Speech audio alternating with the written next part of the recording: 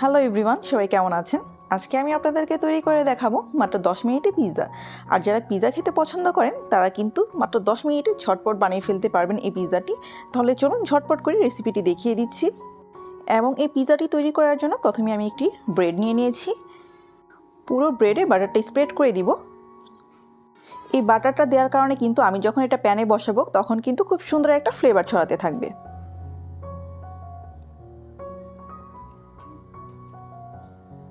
এ পর্যায়ে আরেক পাশে দিয়ে দিব পিৎজা সস।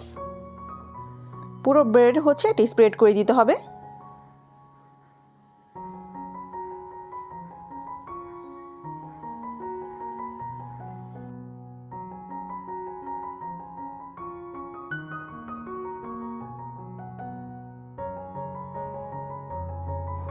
এ পর্যায়ে উপর দিয়ে গ্রেট করে মোজারেলা চিজটা অ্যাড করে দিচ্ছি।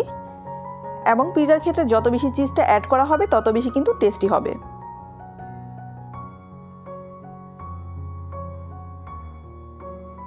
এখন উপর দিয়ে ক্যাপসিকাম দিয়ে সাজিয়ে নিচ্ছি এবং সাথে কিন্তু সসেস অ্যাড করে দিয়েছি। আমি গ্রিন কালার এবং রেড কালার ক্যাপসিকাম অ্যাড করে দিয়েছি আর উপর দিয়ে সসেস দিয়ে দিলাম। এখন দিয়ে দিব অনিয়ন।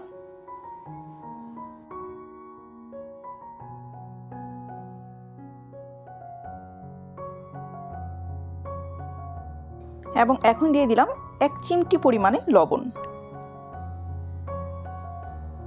দিয়ে দিচ্ছি অরিগানো।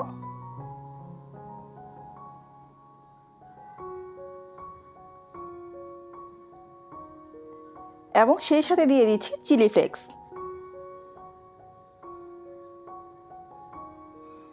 বাচ্চাদের ক্ষেত্রে আপনারা চাইলে চিলি ফ্লেক্সটা কিন্তু স্কিপও করতে পারেন।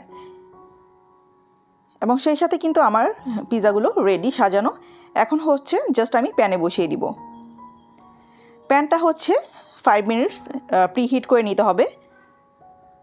এখন কিন্তু মিডিয়াম লো হিটে আছে। আমি পিৎজা ট্রেটা বসিয়ে দিলাম স্ট্যান্ডের উপরে। এখন 10 মিনিট বেক করে নিতে হবে।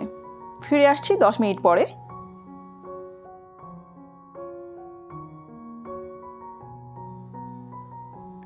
এখন 10 মিনিট পরে দেখতেই পাচ্ছেন আমার পিৎজা কিন্তু রেডি।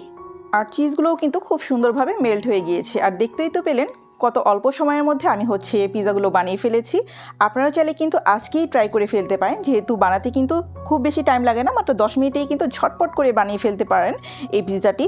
আর বাচ্চারাও কিন্তু অনেক বেশি খুশি হবে। আর যাদের আমার রেসিপিটি ভালো লাগবে অবশ্যই কিন্তু আমার চ্যানেলটা সাবস্ক্রাইব করে দিবেন। আর ফেসবুক থেকে যারা দেখছেন অবশ্যই কিন্তু লাইক, কমেন্ট, শেয়ার দিয়ে পাশেই থাকবেন। আজকে এই পর্যন্তই। আল্লাহ হাফেজ।